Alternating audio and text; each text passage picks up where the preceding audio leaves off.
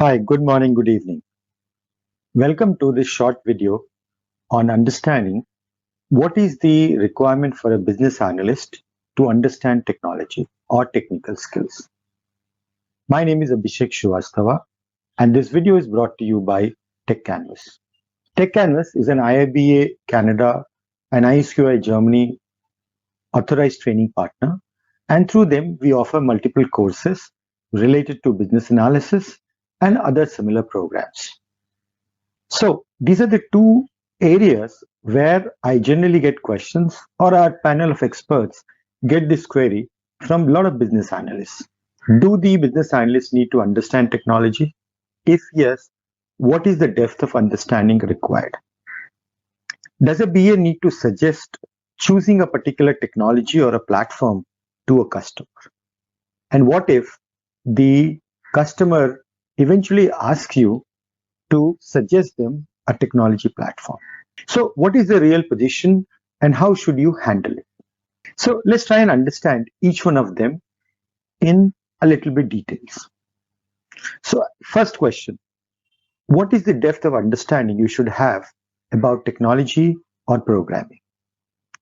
To answer it very simply, you need to have a basic understanding of the tech platforms, the new trends, but you need not get into the depth of it because your area of work need not be related to understanding of the technology platform and having to design anything related to the software solution.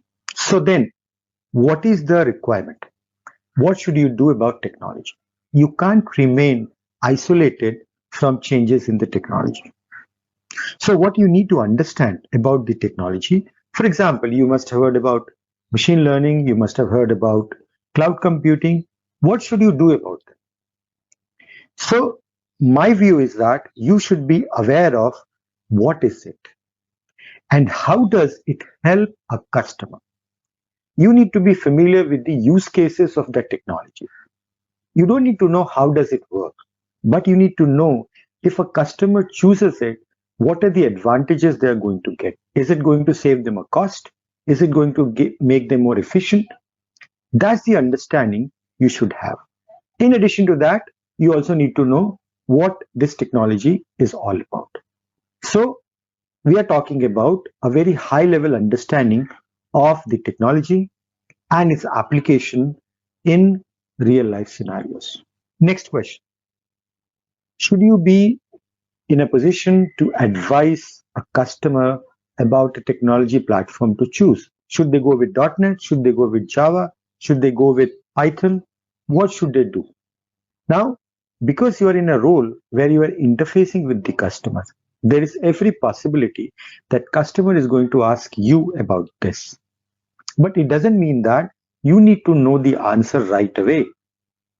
It's pretty acceptable for a customer to understand that you are not a tech guy. So what you can do, you can get your technical team who have the knowledge about the technology to get involved. Go and discuss with them.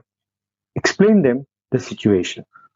You are in a better position to tell them what does the customer have, what is their current infrastructure, and why are they looking for a particular technology.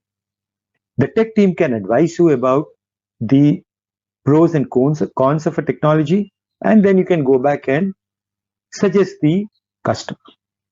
But if it goes to a next level where customer wants to discuss it in depth, then it's better to bring in the tech people, the technology architect or the tech leader to get involved. That's the way you should handle the particular question about suggesting a technology platform.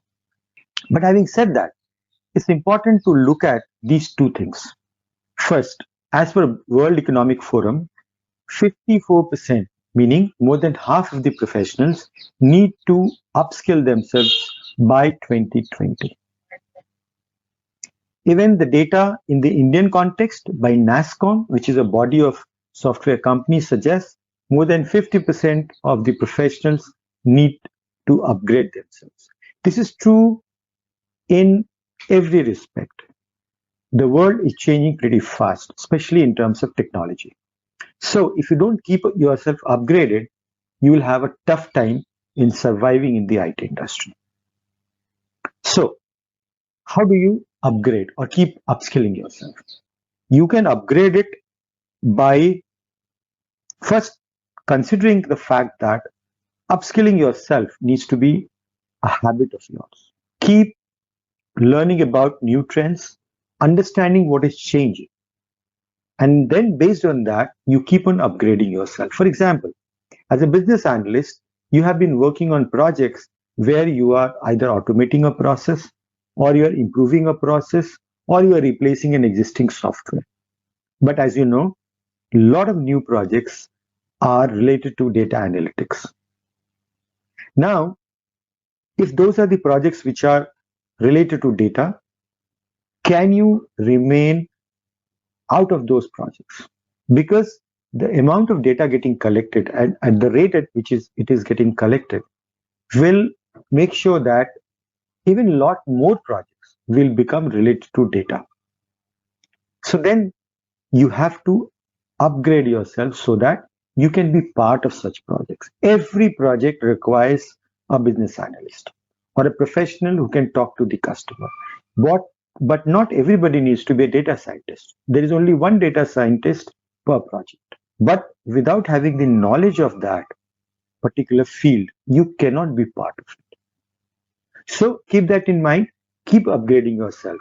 These are various channels through which you can upgrade yourself. You can go through an audiobook, you can listen to podcasts, you can go to YouTube channels, and there are plenty of blogs which you can access. Thank you very much for being part of this. Hope to catch up with you in the next video.